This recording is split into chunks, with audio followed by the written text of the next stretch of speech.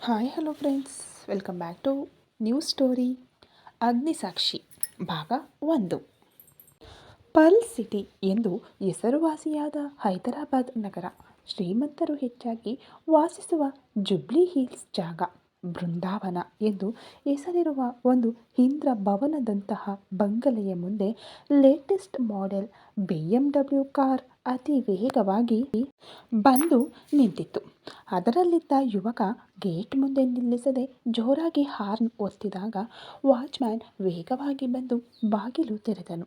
ಒಂದು ಸೆಕೆಂಡ್ ತಡ ಮಾಡಿದ್ದರೂ ಆ ಗೇಟ್ ಒಡೆದು ಕಾರ್ ಒಳಗೆ ನುಗ್ಗುತ್ತಿತ್ತು. ಅಷ್ಟು ಕೋಪದಲ್ಲಿ ಇದ್ದನು ಆ ವ್ಯಕ್ತಿ. ಕಾರನ್ನು ಒಳಗೆ ಪೋರ್ಟಿಕೋದಲ್ಲಿ ನಿಲ್ಲಿಸಿ ತಕ್ಷಣ ಕಾರ್ ಡೋರನ್ನು ಬಲವಾಗಿ ತೆರೆದು ಅದರಿಂದ ಇಳಿದನು. 6.2 ಅಡಿ ಎತ್ತರದ ಸುಂದರವಾದ ಯುವಕ. ಜೆಲ್ಲ ಹಚ್ಚಿದ ದಪ್ಪ ಕೂದಲು, ಬಿಳಿಯ ಮೈಬಣ್ಣ, ವಿಶಾಲವಾದ ಹಣೆ, ಚೂಪಾದ ಮೂಗು, ಬೇಟೆಯಾಡುವ ಚಿರತೆಯಂತಹ ಕಣ್ಣುಗಳು, ಗುಲಾಬಿ ತುಟಿಗಳು, 6 ಪ್ಯಾಕ್, ಜಿಮ್ ಬಾಡಿಯೊಂದಿಗೆ ನೋಡಲು ಪ್ರತಿ ಅವಿವಾಹಿತ ಹುಡುಗಿಯು ಬಯಸುವ ಗುಣಗಳಿರುವ ಹ್ಯಾಂಡ್ಸಮ್ ಹಕ್ನಂತೆ ಪರಿಪೂರ್ಣವಾಗಿದ್ದನು. ಇವನೇ ಆದಿತ್ಯ ಗ್ರೂಪ್ ಆಫ್ ಕಂಪನೀಸ್ ಎಲ್ಲದಕ್ಕೂ ಉತ್ತರಾಧಿಕಾರಿಯಾದ ಆದಿತ್ಯ. ಆದರೆ ಅವನ ಮುಖದಲ್ಲಿ ನಗು ಇರಲಿಲ್ಲ. ಎಲ್ಲರ ಮೇಲೆ ಬಹಳ ಕೋಪದಲ್ಲಿ ಇದ್ದನು. ಇತ್ತೀಚೆಗೆ ಮದುವೆಯಾಗಿದೆ ಎಂಬುದಕ್ಕೆ ಸಾಕ್ಷಿಯಾಗಿ ಹಣೆಯ ಮೇಲೆ ಬಾಸಿಂಗಂ ಅಂದರೆ ತಲೆಪಟ್ಟಿ, ಕೆನ್ನೆಯ ಮೇಲೆ ಚುಕ್ಕಿ, ತಲೆಯ ಮೇಲೆ ಇನ್ನೂ ಇರುವ ಅಕ್ಕಿ ಕಾಳುಗಳು ಅಂದರೆ ಅಕ್ಷತೆ, ಹಳದಿ ಬಟ್ಟೆಗಳು ಎಲ್ಲವೂ ಇದ್ದವು. ಡ್ರೈವರ್ ಕೂಡ ಇಲ್ಲದೆ ತಾನೇ ಅತಿ ವೇಗವಾಗಿ ಕಾರ್ ಡ್ರೈವ್ ಮಾಡಿಕೊಂಡು ಬಂದಿದ್ದನು. ಅವನು ಕಾರ್ ಇಳಿದ ತಕ್ಷಣ ಅವನ ಹಿಂದೆ ನಡುಗುತ್ತಾ ಜಿಂಕೆಯ ಮರಿಯಂತೆ ಇಳಿದಳು ಒಬ್ಬ ಸುಂದರ ಯುವತಿ. ನೋಡಲು ಅತಿ ಸುಂದರವಾಗಿದ್ದಳು. ಬಿಳಿಯ ಮೈಬಣ್ಣ, ಸಣ್ಣ ಹಣೆ, ಕಮಲದಂತಹ ಕಣ್ಣುಗಳು, ಸಂಪಿಗೆ ಮೂಗು, ಜೇನಿನಂತಹ ತುಟಿಗಳು, ಸುಂದರ ಕೆನ್ನೆಗಳು, ಶಂಖದಂತಹ ಕುತ್ತಿಗೆ, ಅಮಾಯಕ ಮುಖ, ಕಪ್ಪಾದ ಮೋಡದಂತಹ ಕೂದಲು. ಮದುವೆಯ ಬಟ್ಟೆಗಳಲ್ಲಿ ನೋಡಲು ಸಾಕ್ಷಾತ್ ಲಕ್ಷ್ಮೀ ದೇವಿಯಂತೆ ಇದ್ದಳು. ಹೊಸ ವಧು ಎಂಬುದಕ್ಕೆ ಸಾಕ್ಷಿಯಾಗಿ ಹಣೆಯ ಮೇಲೆ ಬಾಸಿಂಗಂ, ಅದಕ್ಕಿಂತ ಸ್ವಲ್ಪ ಕೆಳಗೆ ಕಲ್ಯಾಣ ತಿಲಕ, ಕೆನ್ನೆಯ ಮೇಲೆ ಚುಕ್ಕಿ, ಕುತ್ತಿಗೆಯಲ್ಲಿ ಹಸಿರಾಗಿ ಹೊಳೆಯುತ್ತಿರುವ ಹಳದಿ ದಾರ ಅಂದರೆ ಮಾಂಗಲ್ಯ, ತಲೆಯ ಮೇಲೆ ಜೀರಿಗೆ ಬೆಲ್ಲ, ಬೈತಲೆಯಲ್ಲಿ ಕೆಂಪಾಗಿ ಹೊಳೆಯುತ್ತಿರುವ ಸಿಂಧೂರ, ಮದುವೆಯ ರೇಷ್ಮೆ ಸೀರೆ. ಅರುಂಧತಿ ಅವರು ಮದುವೆಗೆ ಕೊಟ್ಟ ಆಭರಣಗಳಲ್ಲಿ ಬಹಳ ಸುಂದರವಾಗಿ ಕಾಣುತ್ತಿದ್ದಳು. ಇವಳೇ ನಮ್ಮ ನಾಯಕಿ ಗಾನವಿ. ಆದರೆ ಹೊಸ ವಧುವಿಗೆ ಇರಬೇಕಾದ ನಾಚಿಕೆ, ಮುಜುಗರದ ಬದಲಿಗೆ ಕಣ್ಣುಗಳಲ್ಲಿ ಭಯ, ಆತಂಕ, ಸಿಂಹದ ಪಂಜರಕ್ಕೆ ಹೆಜ್ಜೆ ಇಡುತ್ತಿರುವ ಜಿಂಕೆ ಮರಿಯಂತೆ ಇದ್ದಳು. ಅವಳನ್ನು ಸ್ವಲ್ಪವೂ ಗಮನಿಸದೆ ತನ್ನಷ್ಟಕ್ಕೆ ತಾನು ಹೊರಟು ಹೋಗುತ್ತಿದ್ದನು ಅವನು. ಸುಮಾರು ಮನೆಯ ಹೊಸ್ತಿಲವರೆಗೂ ಬಂದನು. ಅವನು ಹೊಸ್ತಿಲ ಮೇಲೆ ಕಾಲಿಡುತ್ತಿದ್ದ ಸಮಯದಲ್ಲಿ ಹಿಂದಿನಿಂದ ಕೇಳಿಸಿತು, ಆದಿ ನಿಲ್ಲು ಎಂಬ ಅವನ ಅಜ್ಜಿಯಾದ ಅರುಂಧತಿ ಅವರ ಕರೆ. ಅವನ ಹಿಂದೆಯೇ ಮತ್ತೊಂದು ಕಾರಿನಲ್ಲಿ ಇಳಿದಿದ್ದರು ಅರುಂಧತಿ ಅವರು. ಅವನು ಕೋಪದಿಂದ ಹಿಂದಿರುಗಿ, ಏಕೆ ಅಜ್ಜಿ ನಿಲ್ಲಲು ಹೇಳಿದೆ ಎಂದು ಕೋಪದಿಂದ ಕೇಳುತ್ತಾನೆ. ಮದುವೆಯಾದ ಮೇಲೆ ನೀನು ಒಬ್ಬನೇ ಹಾಗೆ ಒಳಗೆ ಹೋಗಬಾರದು ಆದಿ. 1 ನಿಮಿಷ ನಿಲ್ಲು ಎಂದು ಗಾನವಿಯನ್ನು ಕರೆಯುತ್ತಾಳೆ. ಅವರಿಬ್ಬರನ್ನು ಪಕ್ಕದಲ್ಲಿ ಹೊಸ್ತಿಲ ಬಳಿ ನಿಲ್ಲಿಸಿ ತಾನು ಒಳಗೆ ಹೋಗಿ ತನ್ನ ಸೊಸೆಯಾದ ಶಾಂಭವಿಯನ್ನು ಕರೆಯುತ್ತಾಳೆ. ಶಾಂಭವಿ, ನಾನು ಬರುವಷ್ಟರಲ್ಲಿ ಎಲ್ಲವನ್ನೂ ಸಿದ್ಧಪಡಿಸಲು ನಿನಗೆ ಫೋನ್ ಮಾಡಿ ಹೇಳಿದ್ದೆನಲ್ಲ ಎನ್ನುತ್ತಾಳೆ. ಅದಕ್ಕೆ ಹೌದು ಅತ್ತೆಯವರೇ, ನಾನು ಎಲ್ಲವನ್ನೂ ಸಿದ್ಧವಾಗಿಯೇ ಇಟ್ಟಿದ್ದೇನೆ ಎನ್ನುತ್ತಾ, ಸೀತಮ್ಮ ಆರತಿ ತಟ್ಟೆಯನ್ನು ಇತ್ತ ತಗೊಂಡು ಬಾ ಎಂದು ಒಳಗೆ ಕೆಲಸದವಳಿಗೆ ಕೂಗುತ್ತಾಳೆ. ಸೀತಮ್ಮ ಬಂದ ಕೂಡಲೇ ಅವಳ ಕೈಯಿಂದ ಆರತಿ ತಟ್ಟೆಯನ್ನು ತೆಗೆದುಕೊಂಡು ಅವರಿಬ್ಬರಿಗೂ ಆರತಿ ಮಾಡಿ ಬೊಟ್ಟು ಇಟ್ಟು ಇಬ್ಬರ ಹೆಸರನ್ನು ಹೇಳಿ ಒಳಗೆ ಬರಲು ಹೇಳುತ್ತಾಳೆ. ಅಷ್ಟರಲ್ಲಿ ಆದಿ ಶಾಂಭವಿಯ ಕಡೆ ಕೋಪದಿಂದ ನೋಡುತ್ತಾನೆ. ಆದಿಯ ನೋಟಕ್ಕೆ ಹೆದರಿದ ಶಾಂಭವಿ ತಡಬಡಾಯಿಸುತ್ತಾ ಬಲಗಾಲು ಮುಂದೆ ಇಟ್ಟು ಒಳಗೆ ಬನ್ನಿ ಎಂದು ಹೇಳುತ್ತಾಳೆ. ಅರುಂಧತಿ ಅವರು ಆದಿಯ ಕೋಪವನ್ನು ನೋಡಿ, ಏನೂ ಮಾತನಾಡದೆ ಇದ್ದಾಗ ಗಬಗಬನೆ ಪಕ್ಕದಲ್ಲಿ ಯಾರು ಇದ್ದಾರೆ ಎಂಬುದನ್ನು ನೋಡದೆ ಒಳಗೆ ಬಂದು ಒಂದೇ ಬಾರಿಗೆ ಎರಡು ಮೆಟ್ಟಿಲು ಹತ್ತಿ ವೇಗವಾಗಿ ತನ್ನ ರೂಮಿಗೆ ಹೊರಟು ಹೋಗುತ್ತಾನೆ ಅವನು. ತನ್ನನ್ನು ಸ್ವಲ್ಪವೂ ಗಮನಿಸದೆ ತನ್ನಷ್ಟಕ್ಕೆ ತಾನು ಹೊರಟು ಹೋದ ಅವನನ್ನು ನೋಡುತ್ತಾ ನಿಂತು ಬಿಡುತ್ತಾಳೆ ಗಾನವಿ. ಬಲಗಾಲು ಮುಂದಿಟ್ಟು ತನ್ನ ಗಂಡನೊಂದಿಗೆ ಆ ಮನೆಯೊಳಗೆ ಹೆಜ್ಜೆ ಇಡಬೇಕೆಂದಿದ್ದ ಗಾನವಿಯ ಆಸೆಗಳು ಅಲ್ಲೇ ಮಣ್ಣು ಪಾಲಾಗಲು ಮೌನವಾಗಿ ಅಲ್ಲೇ ನಿಂತು ಬಿಡುತ್ತಾಳೆ.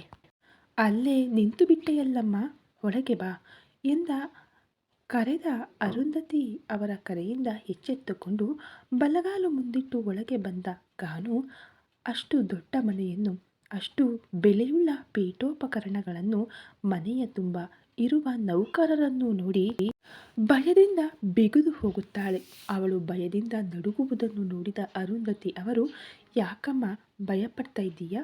ಈಗ ಇದು ನಿನ್ನ ಅತ್ತೆ ಮನೆ, ಅಂದರೆ ನಿನ್ನ ಮನೆ, ಹಾಗೆ ಭಯಪಡಬೇಡ ಎಂದು ಪ್ರೀತಿಯಿಂದ ಗಾನವಿಯ ತಲೆಯನ್ನು ನೇವರಿಸುತ್ತಾರೆ. ಸರಿ ಎಂದು ಗಾನು ತಲೆ ಆಡಿಸಿದಾಗ, ಶಾಂಭವಿ ಮೊದಲು ಸೊಸೆಯಿಂದ ದೇವರ ಬಳಿ ದೀಪ ಹಚ್ಚಿಸು ಎಂದಾಗ ಮಾತು ಆಡದೆ ಅತ್ತೆಯ ಮಾತಿಗೆ ಗಾನವಿಯನ್ನು ಕರೆದುಕೊಂಡು ಹೋಗಿ ದೇವರ ಕೋಣೆಯಲ್ಲಿ ದೀಪ ಹಚ್ಚಿಸುತ್ತಾಳೆ. ನಂತರ ಸೀತಮ್ಮನನ್ನು ಕರೆದು ಹುಡುಗಿಗೆ ಕೆಳಗಿರುವ ಅತಿಥಿ ಕೊಠಡಿಯನ್ನು ತೋರಿಸು, ಹಾಗೆಯೇ ಅವಳ ಲಗೇಜನ್ನು ಕೂಡ ಸದ್ಯಕ್ಕೆ ಅಲ್ಲಿಯೇ ಇಡು. ನಾಳೆ ಸತ್ಯನಾರಾಯಣ ವ್ರತ ಮುಗಿದ ನಂತರ ಮೇಲೆ ಕೊಠಡಿಗೆ ಬದಲಾಯಿಸುವಂತೆ ಎಂದು ಅರುಂಧತಿ ಅವರು ಹೇಳಿದಾಗ, ಆಗಲಿ ಎಂದು ಸೀತಮ್ಮ ತಲೆ ಆಡಿಸುತ್ತಾ, ಬನ್ನಿ ಅಮ್ಮ, ನಿಮಗೆ ಕೊಠಡಿ ತೋರಿಸುತ್ತೇನೆ ಎಂದು ಗಾನವಿಯನ್ನು ಕರೆದುಕೊಂಡು ಹೋಗುತ್ತಾಳೆ. ಭಯವಿಲ್ಲದೆ ಹೋಗಮ್ಮ ಎಂದು ಹೇಳುತ್ತಾರೆ ಅರುಂಧತಿ ಅವರು. ಸೀತಮ್ಮ ಅವಳನ್ನು ಒಂದು ರೂಮಿಗೆ ಕರೆದುಕೊಂಡು ಹೋಗಿ ಬಾಗಿಲು ತೆರೆದು ಒಳಗೆ ಅವಳ ಲಗೇಜ್ ಇಟ್ಟು, ಈ ಹೊತ್ತಿಗೆ ಇಲ್ಲಿ ಇರಮ್ಮ, ನಾಳೆ ದೊಡ್ಡಮ್ಮ ಅವರು ಹೇಳಿದಂತೆ ನಿಮ್ಮ ಲಗೇಜ್ ಎಲ್ಲವನ್ನು ಮೇಲೆ ಚಿಕ್ಕ ಯಜಮಾನರ ರೂಮಿನಲ್ಲಿ ಇಡುತ್ತೇನೆ ಎನ್ನುತ್ತಾಳೆ. ಅವಳು ಸರಿ ಎಂದು ತಲೆ ಆಡಿಸಿದಾಗ, ನಿಮಗೆ ಏನಾದರೂ ಬೇಕಾದರೆ ನನ್ನನ್ನು ಕರೆಯಮ್ಮ, ನಾನು ಇಲ್ಲಿಯೇ ಇರುತ್ತೇನೆ, ನೀವು ಕರೆದಾಗ ತಕ್ಷಣ ಬರುತ್ತೇನೆ ಎಂದು ಹೇಳಿ ತನ್ನ ಕೆಲಸ ಮಾಡಲು ಹೊರಟು ಹೋಗುತ್ತಾಳೆ. ಗಾನವಿಗೆ ಅಷ್ಟು ದೊಡ್ಡ ರೂಮ್ ನೋಡುವುದು ಅದೇ ಮೊದಲ ಬಾರಿ. ಆ ರೂಮ್ ನೋಡಲು ಲೈಟ್ ಕಲರ್ ಪೇಂಟ್ಗಳಿಂದ ಪ್ರೆಸೆಂಟ್ ಫೀಲ್ ನೀಡುವಂತೆ ಬಹಳ ಸುಂದರವಾಗಿತ್ತು. ಒಳಗೆ ಕಾಸ್ಟ್ಲಿ ಲುಕ್ನ ಇಂಟೀರಿಯರ್, ದೊಡ್ಡ ಬೆಡ್, ಎಲ್ಲಿ ನೋಡಿದರೂ ಅವರ ಶ್ರೀಮಂತಿಕೆಯನ್ನು ತೋರಿಸುತ್ತಿರುವ ಪೀಠೋಪಕರಣಗಳು. ಈ ಮನೆಯ ಸೊಸೆಯಾಗಿ ನೀನು ಯೋಗ್ಯಳಲ್ಲ ಎಂದು ತನ್ನನ್ನು ಗೇಲಿ ಮಾಡುತ್ತಿರುವಂತೆ ಭಾರವಾದ ಮನಸ್ಸಿನಿಂದ ಅಲ್ಲೇ ಇದ್ದ ಸೋಫಾದಲ್ಲಿ ಸ್ವಲ್ಪ ಹೊತ್ತು ಕುಳಿತುಕೊಳ್ಳುತ್ತಾಳೆ ಗಾನು. ಗಾನು ಒಂದು ಮಧ್ಯಮ ವರ್ಗದ ಹುಡುಗಿ. ಅವಳ ಚಿಕ್ಕ ವಯಸ್ಸಿನಲ್ಲೇ ತಂದೆ ತಾಯಿ ಒಂದು ಅಪಘಾತದಲ್ಲಿ ಸತ್ತಾಗ ಅವಳ ತಂದೆಯ ಸಂಬಂಧಿಕರು ಗಾನವಿಗೆ ಮಾವ ಮತ್ತು ಅವನ ಹೆಂಡತಿ ಅವಳನ್ನು ತಮ್ಮ ಮನೆಗೆ ಕರೆದುಕೊಂಡು ಹೋದರು. ಚಿಕ್ಕಂದಿನಿಂದ ಅಲ್ಲೇ ಬೆಳೆದಳು. ಅಲ್ಲಿಯೇ ಸರ್ಕಾರಿ ಶಾಲೆಯಲ್ಲಿ 10ನೇ ತರಗತಿಯವರೆಗೆ ಓದಿದಳು. ನಂತರ ಅವರು ವಿದ್ಯಾಭ್ಯಾಸ ನಿಲ್ಲಿಸಲು ಹೇಳಿದ್ದರಿಂದ ಅಲ್ಲೇ ನಿಲ್ಲಿಸಿ ಮನೆಯ ಕೆಲಸವನ್ನೆಲ್ಲ ಮಾಡಿ ಸುತ್ತಮುತ್ತಲಿನವರಿಗೆ ಬ್ಲೌಸ್ಗಳು, ಚಿಕ್ಕ ಮಕ್ಕಳಿಗೆ ಫ್ರಾಕ್ಗಳಂತಹವುಗಳನ್ನು ಮೆಷಿನ್ ಹೊಲಿಗೆ ಹಾಕುತ್ತಾ ಇರುತ್ತಿದ್ದಳು. ಒಂದು ದಿನ ಇದ್ದಕ್ಕಿದ್ದಂತೆ ಅವಳ ಮಾವ ಅತ್ತೆ ಬಂದು ತನಗೆ ಒಂದು ಸಂಬಂಧ ನೋಡಿದ್ದೇನೆ, ಆ ಹುಡುಗನನ್ನೇ ಮದುವೆಯಾಗಬೇಕು ಎಂದು ಹೇಳಿದಾಗ ಏನೂ ಮಾತನಾಡದೆ ಹಾಗೆ ಆಗಲಿ ಎಂದು ಒಪ್ಪಿಕೊಂಡಳು. ಕನಿಷ್ಠ ಆ ಹುಡುಗ ಯಾರು ಎಂದು ಕೂಡ ಅವಳು ಕೇಳಲಿಲ್ಲ. ಆ ಒಪ್ಪಿಗೆಯಿಂದ ಹುಡುಗನನ್ನು ನೇರವಾಗಿ ಮದುವೆಯ ಪೀಠದ ಮೇಲೆ ಮಾತ್ರ ನೋಡಿದಳು. ಅಲ್ಲಿಯವರೆಗೆ ಕೂಡ ತಾನು ಮದುವೆಯಾಗಲಿರುವವನು ಯಾರು, ಏನು, ಕನಿಷ್ಠ ತನ್ನ ಮದುವೆ ಆಗಲಿರುವ ಗಂಡನ ಹೆಸರು ಕೂಡ ಅವಳಿಗೆ ಗೊತ್ತಿರಲಿಲ್ಲ. ಕೇಳಿದರೂ ಕೂಡ ಅವರು ಹೇಳುವುದಿಲ್ಲ. ತಂದೆ ತಾಯಿ ಇಲ್ಲದ ನಿನ್ನನ್ನು ಸಾಕಿ ದೊಡ್ಡದು ಮಾಡಿ ನಿನಗೆ ಮದುವೆ ಮಾಡಿಸುವುದೇ ಹೆಚ್ಚು ಎಂಬಂತೆ ಮಾತನಾಡುತ್ತಾರೆ. ಅದಕ್ಕೆ ಅವಳು ಏನನ್ನೂ ಕೇಳಲಿಲ್ಲ. ತನ್ನ ಹಣೆಯ ಬರಹ ಹೇಗಿದೆಯೋ ಹಾಗೆ ಆಗುತ್ತದೆ ಎಂದು ದೇವರ ಮೇಲೆ ಭಾರ ಹಾಕಿಬಿಟ್ಟಳು. ಗಾನವಿ ತನ್ನ ಮಾವನ ಮನೆಯಲ್ಲಿ ಕೇವಲ ಒಂದು ಚಿಕ್ಕ ಕೋಣೆಯಲ್ಲಿ ಮಾತ್ರ ಇರುತ್ತಿದ್ದಳು. ರೇಷ್ಮೆ ಹಾಸಿಗೆಗಳು, ಮಂಚಗಳು ಅವಳಿಗೆ ಅಭ್ಯಾಸ ಇರಲಿಲ್ಲ. ಮನೆಯ ಕೆಲಸವೆಲ್ಲ ಮುಗಿದ ನಂತರ ಆ ರೂಮಿನಲ್ಲಿ ನೆಲದ ಮೇಲೆ ಚಾಪೆ ಹಾಸಿಕೊಂಡು ಮಲಗುತ್ತಿದ್ದಳು. ಅಂತಹವಳಿಗೆ ಇಲ್ಲಿ ಅಷ್ಟು ದೊಡ್ಡ ರೂಮಿನಲ್ಲಿ ತಾನು ಒಬ್ಬಳೇ ಇರಬೇಕೆಂದರೆ ಸ್ವಲ್ಪ ಭಯವಾಗುತ್ತಿದೆ. ರೂಮಿನಿಂದ ಹೊರಕ್ಕೆ ಬಂದ ಸೀತಮ್ಮನ ಬಳಿ ಅರುಂಧತಿ ಅವರು ಹುಡುಗಿಗೆ ರೂಮ್ ತೋರಿಸಿದೆಯಾ ಎಂದು ಕೇಳಿ, ಆ ಹುಡುಗಿಗೆ ಏನು ಬೇಕಾದರೂ ನೀನೇ ಹತ್ತಿರ ನಿಂತು ನೋಡಿಕೊಳ್ಳಬೇಕು ಸೀತಮ್ಮ, ನನಗೆ ಮನೆಯಲ್ಲಿ ಬೇರೆ ಯಾರ ಮೇಲೂ ನಂಬಿಕೆ ಇಲ್ಲ ಎಂದಾಗ, ಆಗಲಿ ಅಮ್ಮ ಎಂದು ಹೇಳಿ ಅಡುಗೆ ಮನೆಗೆ ಹೊರಟು ಹೋಗುತ್ತಾಳೆ ಸೀತಮ್ಮ. ಅಲ್ಲೇ ಇದ್ದ ಶಾಂಭವಿಗೆ ಅರುಂಧತಿ ಅವರ ಮಾತುಗಳಿಂದ ಕೋಪ ಹೆಚ್ಚಾಗುತ್ತಿದ್ದರೂ ಅತ್ತೆಯನ್ನು ಏನೂ ಮಾಡಲಾಗದ ಪರಿಸ್ಥಿತಿ.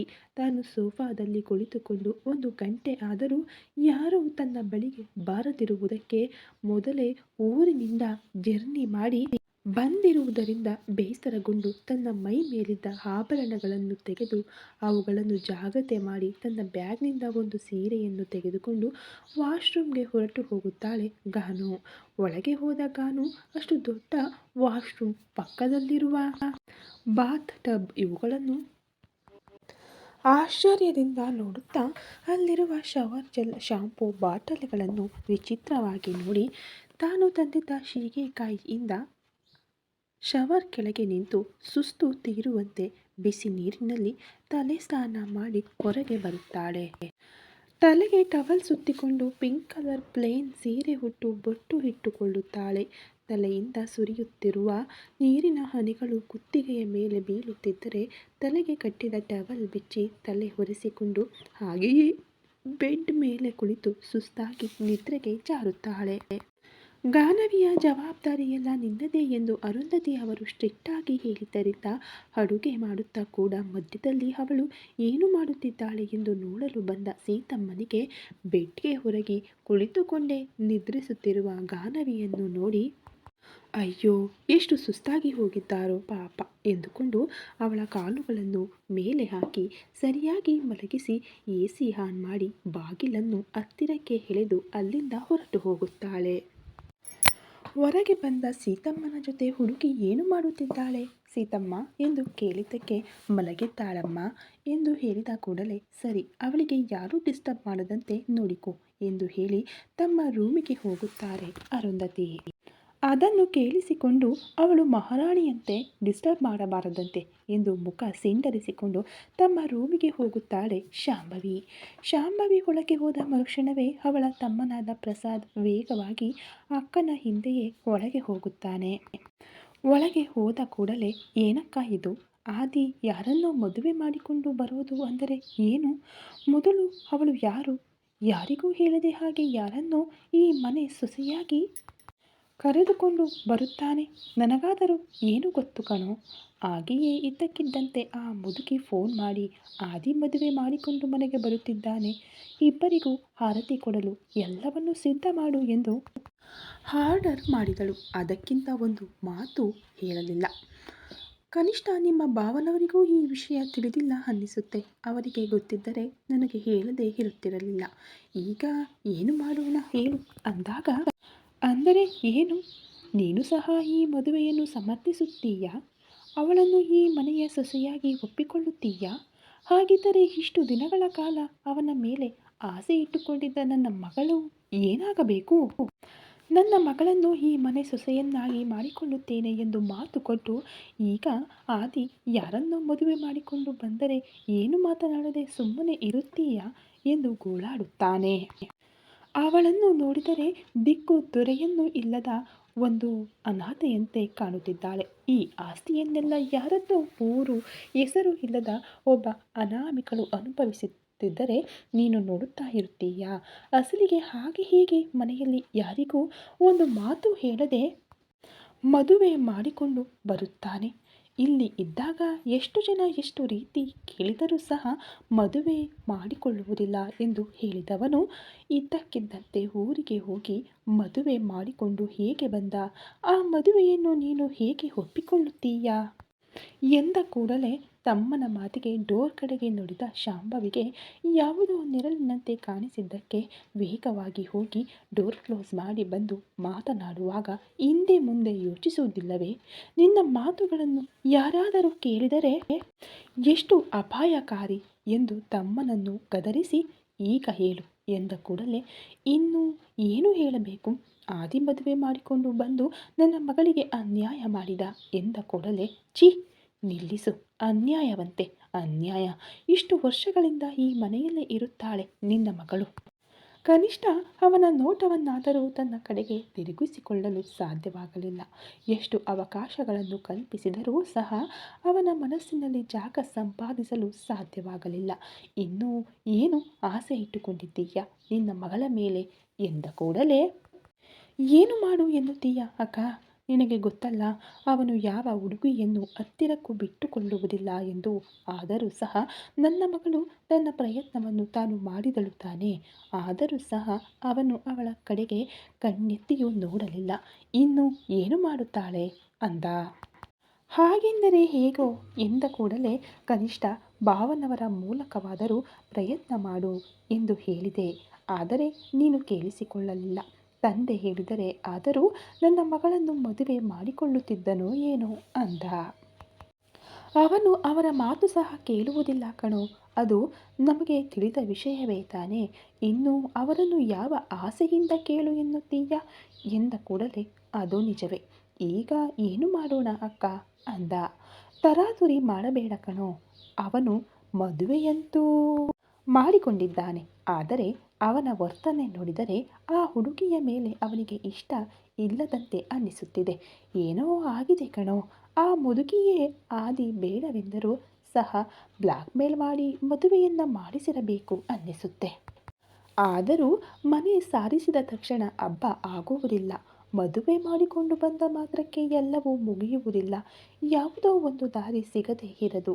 ಅವಳ ಮದುವೆಯನ್ನು ಹಾಳು ಮಾಡಿ ಅವಳನ್ನು ಮನೆಯಿಂದ ಹೊರಗೆ ಕಳುಹಿಸಿ ಮತ್ತೆ ನಿನ್ನ ಮಗಳನ್ನು ಆದಿಗೆ ಕೊಟ್ಟು ಮದುವೆ ಮಾಡೋಣ ಎಂದಾದರೂ ನಿನ್ನ ಮಗಳೇ ಈ ಮನೆ ಸೊಸೆಯಾಗುತ್ತಾಳೆ ಎಂದ ಕೂಡಲೇ ಒಮ್ಮೆಲೆ ಪ್ರಸಾದ್ ಮುಖ 100 ವ್ಯಾಟ್ಸ್ ಬಲ್ಬ್ನಂತೆ ಅಲ್ಲಲ್ಲ 1000 ವ್ಯಾಟ್ಸ್ ಬಲ್ಬ್ನಂತೆ ಹೊಳೆಯುತ್ತದೆ.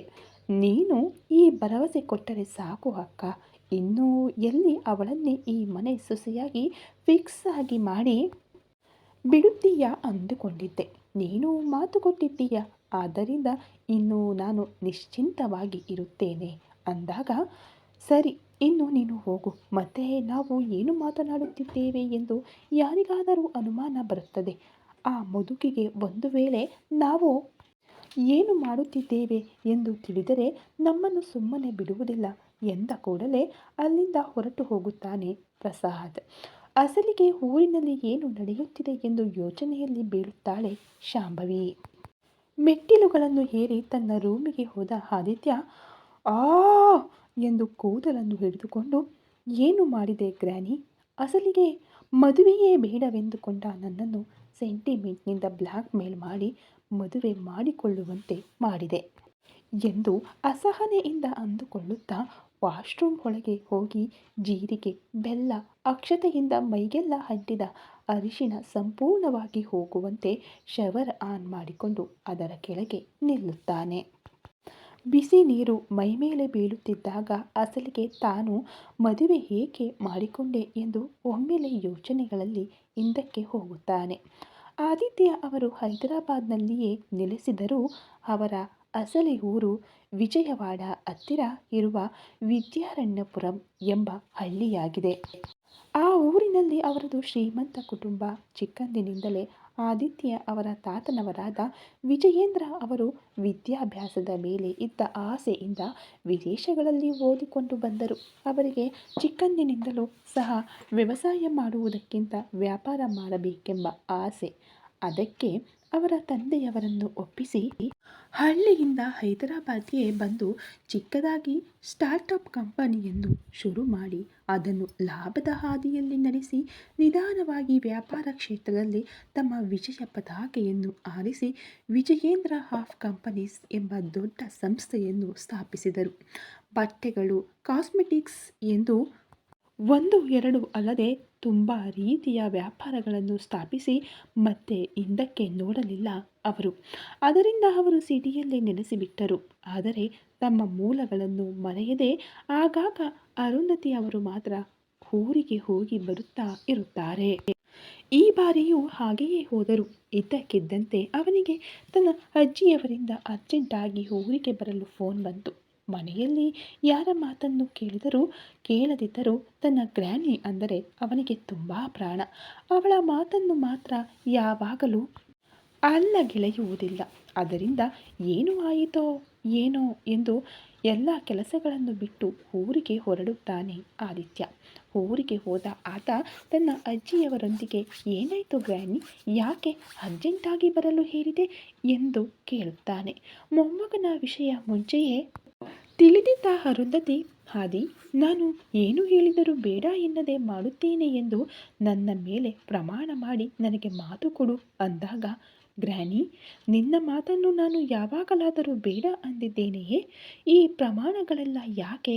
ನನ್ನ ಮೇಲೆ ನಿನಗೆ ನಂಬಿಕೆ ಇಲ್ಲವೇ ಎಂದು ಕೇಳಿದ ಕೂಡಲೇ, ಅವೆಲ್ಲ ನನಗೆ ತಿಳಿದಿಲ್ಲ, ಅವೆಲ್ಲ ನನಗೆ ಗೊತ್ತಿಲ್ಲ ಆದಿ, ಒಮ್ಮೆ ಪ್ರಮಾಣ ಮಾಡು ಎಂದ ಕೂಡಲೇ ಸರಿ ಎಂದು ಆದಿ ಕೈಯಲ್ಲಿ ಕೈ ಹಾಕುತ್ತಾನೆ. ಈಗ ಹೇಳು, ಇಷ್ಟಕ್ಕೂ ಏನು ಮಾಡಬೇಕು ಎಂದ ಕೂಡಲೇ ಒಂದು ಫೋಟೋ ತೋರಿಸಿ, ಈ ಹುಡುಗಿಯನ್ನು ನೀನು ಮದುವೆ ಮಾಡಿಕೊಳ್ಳಬೇಕು ಎಂದು ನಿಧಾನವಾಗಿ ಬಾಂಬ್ ಸಿಡಿಸುತ್ತಾರೆ ಅರುಂಧತಿ ಅವರು. ವಾಟ್ ಎಂದು ಒಮ್ಮೆಲೆ ಶಾಕ್ ಹೊಡೆದವನಂತೆ ಜೋರಾಗಿ ಕೂಗುತ್ತಾನೆ ಆದಿತ್ಯ. ನನಗೆ ಮಾತು ಕೊಟ್ಟಿದ್ದೀಯಾ ಆದಿ ಎಂದು ಹೇಳಿದ ಕೂಡಲೇ, ಇದು ಚೀಟಿಂಗ್ ಗ್ರ್ಯಾನಿ. ನನಗೆ ಮದುವೆಯ ಮೇಲೆ ಯಾವುದೇ ಇಂಟ್ರೆಸ್ಟ್ ಇಲ್ಲ ಎಂದು ನಿನಗೆ ಗೊತ್ತಲ್ಲ ಎಂದ ಕೂಡಲೇ, ಅವೆಲ್ಲ ನನಗೆ ಗೊತ್ತಿಲ್ಲ ಆದಿ. ಈಗ ಒಂದು ವೇಳೆ ನೀನು ಈ ಮದುವೆ ಮಾಡಿಕೊಳ್ಳದಿದ್ದರೆ ಇನ್ನು ಈ ಗ್ರ್ಯಾನಿ ನಿನ್ನೊಂದಿಗೆ ಎಂದಿಗೂ ಮಾತನಾಡುವುದಿಲ್ಲ. ನೀನು ಇನ್ನು ನನ್ನನ್ನು ಮರೆತು ಬಿಡು. ನಾನು ಇನ್ನು ಮುಂದೆ ಇದೇ ಊರಿನಲ್ಲೇ ಇರುತ್ತೇನೆ. ಹೈದರಾಬಾದ್ಗೂ ಸಹ ಬರುವುದಿಲ್ಲ. ಇನ್ನು ನಿನ್ನಿಷ್ಟ. ನಿನ್ನ ಗ್ರ್ಯಾನಿಯನ್ನು ಬಿಡುತ್ತೀಯೋ ಆ ಹುಡುಗಿಯನ್ನು ಮದುವೆ ಮಾಡಿಕೊಳ್ಳುತ್ತೀಯೋ ನಿನ್ನ ನಿರ್ಧಾರ. ಏನೇ ಇದ್ದರೂ ನನಗೆ ಒಪ್ಪಿಗೆಯೇ ಅಂದರು. ಈ ಮದುವೆ ನಿನಗೆ ಇಷ್ಟವಿಲ್ಲದಿದ್ದರೆ ನೀನು ತಕ್ಷಣವೇ ಇಲ್ಲಿಂದ ಹೋಗಬಹುದು ಎಂದು ನಿಷ್ಠುರವಾಗಿ ಹೇಳಿದ ಕೂಡಲೇ, ಚಿಕ್ಕಂದಿನಿಂದ ತನ್ನ ಗ್ರ್ಯಾನಿಯನ್ನು ಯಾವಾಗಲೂ ಅಷ್ಟು ಕೋಪದಿಂದ ನೋಡದ ಆದಿಗೆ ತನ್ನ ಗ್ರ್ಯಾನಿ ಆ ಹುಡುಗಿಯನ್ನು ಮದುವೆ ಮಾಡಿಕೋ ಎಂದು ಏಕೆ ಅಷ್ಟು ಹಠ ಹಿಡಿಯುತ್ತಿದ್ದಾಳೆ ಎಂದು ಅರ್ಥವಾಗುತ್ತಿಲ್ಲ. ಅರುಂಧತಿ ಅಂದರೆ ಆದಿಗೆ ತುಂಬ ಪ್ರಾಣ. ತನ್ನ ಚಿಕ್ಕ ವಯಸ್ಸಿನಲ್ಲೇ ತಾಯಿ ಬಿಟ್ಟರೆ ಎಲ್ಲವೂ ತಾನೇ ಆಗಿ ಸಾಕಿದ್ದಾರೆ. ಈ ಪ್ರಪಂಚದಲ್ಲಿ ಯಾರ ಮಾತಿಗೆ ಆದರೂ ಬೆಲೆ ಕೊಡುತ್ತಾನೆ ಅಂದರೆ ಅದು ಕೇವಲ ತನ್ನ ಗ್ರ್ಯಾನಿ ಮಾತಿಗೆ ಮಾತ್ರ. ಯಾವುದೇ ಪರಿಸ್ಥಿತಿಯಲ್ಲಿ ತನ್ನನ್ನು ಬಿಟ್ಟುಕೊಡಲು ಸಾಧ್ಯವಿಲ್ಲ. ಅದಕ್ಕೆ ಇನ್ನು ಅವಳು ಹೇಳಿದ ಮಾತಿಗೆ ಸರಿ, ಈ ಮದುವೆ ಮಾಡಿಕೊಳ್ಳುತ್ತೇನೆ ಎಂದು ಹೇಳುತ್ತಾನೆ ಆದಿ. ಆ ಮಾತನ್ನು ಕೇಳಿ ಸಂತೋಷದಿಂದ, ನನಗೆ ಗೊತ್ತು ಆದಿ, ನೀನು ನನಗಾಗಿ ಏನಾದರೂ ಮಾಡುತ್ತೀಯಾ ಎಂದು ಹೇಳುತ್ತಾ ಮೊಮ್ಮಗನನ್ನು ಅಪ್ಪಿಕೊಳ್ಳುತ್ತಾರೆ ಅರುಂಧತಿ ಅವರು. ನಾಳೆನೇ ನಿನ್ನ ಮದುವೆ, ಈಗ ಹೋಗಿ ಶಾಂತವಾಗಿ ರೆಸ್ಟ್ ತೆಗೆದುಕೋ ಎಂದು ಹೇಳಿ ಆದಿತ್ಯನನ್ನು ಅಲ್ಲಿಂದ ರೂಮ್ಗೆ ಕಳುಹಿಸುತ್ತಾರೆ. ಮಾರನೇ ದಿನ ಎಲ್ಲ ಕಾರ್ಯಕ್ರಮಗಳೊಂದಿಗೆ ಶಾಸ್ತ್ರೋಕ್ತವಾಗಿ ಆದಿತ್ಯ ಗಾನವಿಯ ಮದುವೆ ಸಂಪೂರ್ಣವಾಗಿ ನಡೆಯುತ್ತದೆ. ಅರುಂಧತಿಯವರು ತಾವೇ ಹತ್ತಿರದಲ್ಲಿ ನಿಂತು ಎಲ್ಲ ಏರ್ಪಾಡುಗಳನ್ನು ವೈಭವವಾಗಿ ಮಾಡಿಸುತ್ತಾರೆ. ಮದುವೆ ಪೂರ್ಣವಾದ ನಂತರ ಆ ಊರಿನ ಶಿವ ದೇವಸ್ಥಾನದ ಪೂಜಾರಿಗಳಾದ ಶಾಸ್ತ್ರಿಗಳ ಹತ್ತಿರ ಆಶೀರ್ವಾದ ತೆಗೆದುಕೊಳ್ಳಲು ಹೇಳುತ್ತಾರೆ ಅರುಂಧತಿಯವರು. ದೀರ್ಘಾಯುಷ್ಮಾನ್ ಭವ, ದೀರ್ಘ ಸುಮಂಗಲಿ ಭವ, ಬಹಳ ಕಾಲ ಮಕ್ಕಳ ಮೊಮ್ಮಕ್ಕಳೊಂದಿಗೆ ವೃದ್ಧಿ ಹೊಂದಿರಿ ಎಂದು ಅವರು ಆ ಹೊಸ ಜೋಡಿಯನ್ನು ಆಶೀರ್ವದಿಸಿದ ಕೂಡಲೇ ಸಂತೋಷದಿಂದ ಅವರ ಕಡೆಗೆ ನೋಡುತ್ತಾರೆ ಅರುಂಧತಿಯವರು. ಮದುವೆ ಸಂಪೂರ್ಣವಾಗಿ ನಡೆದು ಅಪ್ಪಣೆಗಳು ಮುಗಿದ ಕೂಡಲೇ ಒಂದು ಕ್ಷಣವೂ ತಡ ಮಾಡದೆ ಕಾರ್ ಸ್ಟಾರ್ಟ್ ಮಾಡಿಕೊಂಡು ಹೋಗಲು ರೆಡಿ ಆಗುತ್ತಾನೆ ಆದಿತ್ಯ. ಅರುಂಧತಿ ಹಿಂದಿನಿಂದ ಕರೆದು, ಹಾಗೆ ಮದುವೆಯಾದ ನಂತರ ಹುಡುಗಿಯನ್ನು ಕರೆದುಕೊಂಡು ಹೋಗದೆ ನೀನು ಒಬ್ಬನೇ ಹೋಗಬಾರದು, ಅವಳನ್ನು ಸಹ ನಿನ್ನೊಂದಿಗೆ ಕರೆದುಕೊಂಡು ಹೋಗು ಎಂದು ಡ್ರೈವರ್ಗೆ ಕರೆದಾಗ, ಡ್ರೈವರ್ ಬೇಡ ಎಂದು ಹೇಳಿ ತಾನೇ ಡ್ರೈವ್ ಮಾಡಿಕೊಂಡು ಬರುತ್ತಾನೆ ಊರಿನಿಂದ. ಅವನಿಗೆ ಅಸಲಿಗೆ ಮದುವೆ ಅಂದರೇನೆ ಇಷ್ಟ ಇಲ್ಲ. ಆದರೆ ತನ್ನ ಅಜ್ಜಿಯವರಿಂದ ಮಾಡಿಕೊಳ್ಳದೆ ವಿಧಿ ಇಲ್ಲವಾಯಿತು. ಅದಕ್ಕೆ ಅಷ್ಟು ಕೋಪದಿಂದ ಅಲ್ಲಿಂದ ಡ್ರೈವ್ ಮಾಡಿಕೊಂಡು ಬಂದಿರುತ್ತಾನೆ. ನಡೆದಿದ್ದು ಒಮ್ಮೆಲೆ ನೆನಪಿಗೆ ಬಂದ ಕೂಡಲೇ ಮೇಲಿಂದ ಬೀಳುತ್ತಿದ್ದ ಬಿಸಿ ನೀರಿಗೆ ಮತ್ತೆ ಪ್ರಜ್ಞೆಗೆ ಬಂದವನಾಗಿ, ಮದುವೆಯೆಂದು ಮಾಡಿದೆ ಗ್ರ್ಯಾನಿ, ಆದರೆ ಆ ಹುಡುಗಿ ನನ್ನೊಂದಿಗೆ ಹೇಗೆ ಇರುತ್ತಾಳೋ, ನಾನು ಕೊಡುವ ಟಾರ್ಚರ್ಗೆ ಆ ಹುಡುಗಿ ತಾನಾಗಿಯೇ ನಾನು ಇಲ್ಲಿ ಇರುವುದಿಲ್ಲ, ನಾನು ಹೊರಟು ಹೋಗುತ್ತೇನೆ ಎಂದು ನಿನಗೆ ಹೇಳುವಂತೆ ಮಾಡದಿದ್ದರೆ ನೋಡು ಗ್ರ್ಯಾನಿ ಎಂದು ಅಂದುಕೊಳ್ಳುತ್ತಾ ಟೆನ್ಷನ್ಗಳನ್ನೆಲ್ಲ ಬಿಟ್ಟು ಸ್ನಾನ ಮಾಡಿ ಹೊರಗೆ ಬರುತ್ತಾನೆ.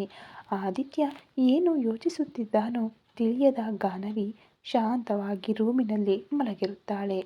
ಬೆಳಿಗ್ಗೆ ಆದರೆ ತನ್ನ ಜೀವನ ಯಾವ ತಿರುವುಗಳನ್ನು ತೆಗೆದುಕೊಳ್ಳಲಿದೆಯೋ ಎಂದು ಅವಳಿಗೆ ತಿಳಿದಿರುವುದಿಲ್ಲ. ಈ ಕತೆ ಇನ್ನೂ ಇದೆ ಫ್ರೆಂಡ್ಸ್. ಈ ಹೊಸ ಸ್ಟೋರಿ ಇಷ್ಟ ಆದರೆ ಲೈಕ್ ಮಾಡಿ, ಶೇರ್ ಮಾಡಿ, ಹಾಗೆ ಈ ಸ್ಟೋರಿ ಬಗ್ಗೆ ನಿಮ್ಮ ಅನಿಸಿಕೆಗಳನ್ನು ಕಾಮೆಂಟ್ ಮೂಲಕ ತಿಳಿಸ್ಕೊಡಿ. ಹಾಗೆ ಮೆಂಬರ್ಶಿಪ್ ತಗೊಂಡಿಲ್ಲದೆ ಇರೋರು ಹೋಗಿ ಮೆಂಬರ್ಶಿಪ್ ತಗೊಳ್ಳಿ, ಸಬ್ಸ್ಕ್ರೈಬ್ ಮಾಡದೇ ಇರೋರು ಹೋಗಿ ಸಬ್ಸ್ಕ್ರೈಬ್ ಮಾಡಿ, ಪಕ್ಕದಲ್ಲಿ ಕಾಣೋ ಬೆಲ್ ಐಕನ್ ಕೂಡ ಕ್ಲಿಕ್ ಮಾಡ್ಕೊಳ್ಳಿ. Thank you so much.